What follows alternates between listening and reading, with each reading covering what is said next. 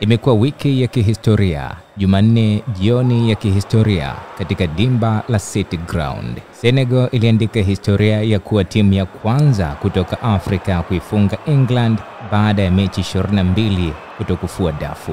Katika mechi hiyo ya kirafiki iliyopigwa katika uwanja wa nyumbani wa Nottingham Forest, Senegal iliwazidi ujanja wenyeji na kushinda kwa mabao 3-1. Mashujaa wa Senegal waliopachika mpira nyavuni ni Ismaila Sarr, Habib Diarra na Cheikh Sebal, kila mmoja akifunga bao muhimu katika ushindi huo wa kihistoria. Kwa ushindi huu, Senegal imeendeleza rekodi yao ya kutokupoteza katika mechi 24 mfululizo. England chini ya kocha mpya Thomas Tuchel walionekana kukosa mwendelezo licha ya kuanza kwa nguvu. Ilikuwa ni mechi yao ya 4 chini ya Tuchel, lakini ilikuwa ya kwanza kupoteza. Nahodha wa England Harry Kane amekiri makosa na kusema kuwa hatukuwa na kiwango cha kutosha. Tulikuwa na nyakati nzuri, lakini mambo hayakwenda sawa, na hata bila mpira tulipoteza ile hali ya ushindani tuliyokuwa nayo.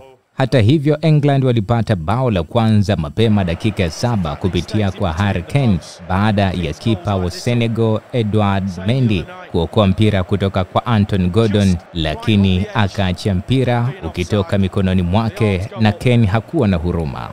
Senegal walirejea mchezoni dakika ya 40 baada ya Ismaila Sarr kutumia uzembe wa Kyle Walker na kupachika bao la kusawazisha kwa ustadi mkubwa baada ya kupokea cross kutoka kwa Nicolas Jackson. Katika dakika ya 62, Diarra alipokea pasi ya juu akikimbia na kufunga bao la pili kwa kupitisha mpira katikati ya miguu ya kipa Dean Henderson. England walijaribu kurudi mchezoni, lakini juhudi zao hazikuzaa matunda. Mendy alifanya kazi ya ziada kwa kuokoa bao la wazi kutoka kwa Bukayo Saka. Ndoto za England zilitoweka kabisa dakika ya lala salama pale Cheikh Sebal alipoipatia Senegal bao la 3 na kuzaa hasira kwa mashabiki wa England. Juhudi za mwisho za England zilijumuisha bao la Jude Bellingham lililokataliwa kwa sababu ya mpira wa mkono katika maandalizi ya shambulizi hilo. Kane alipoulizwa alijibu kwa huzuni, hatufai kuwa na visingizio. Tuna wachezaji wapya, wazo jipya kutoka kwa kocha mpya, lakini hatuna muda. Kombe la dunia linakaribia na kila kambi ya maandalizi inapaswa kuwa muhimu.